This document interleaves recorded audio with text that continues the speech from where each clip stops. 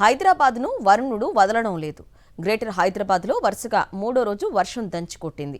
దీంతో మరోసారి లోతట్టు ప్రాంతాలు జలమయమయ్యాయి. అటు వర్షాలపై సీఎం రేవంత్ రెడ్డి సమీక్ష నిర్వహించారు. అధికారులకు పలు కీలక సూచనలు చేశారు.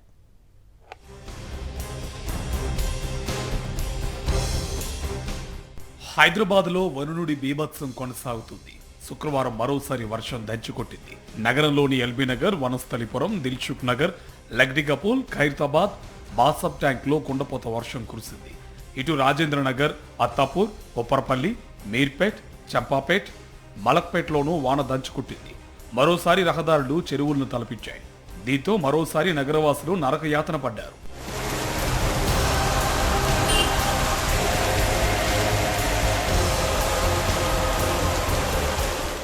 భారీ వర్షాల కారణంగా హిమాయత్ సాగర్ నిండుకుండలా మారింది. ఎగువ నుంచి వరద పెరగడంతో 4 గేట్లు ఎత్తి నీళ్లను దిగువకు విడుదల చేశారు అధికారులు. సుమారు 1400 క్యూసెక్ల నీళ్లను దిగువకు విడుదల చేశారు అధికారులు. మూసి దిగువ ప్రాంతంలో ఉన్న ప్రజలను అప్రమత్తం చేశారు.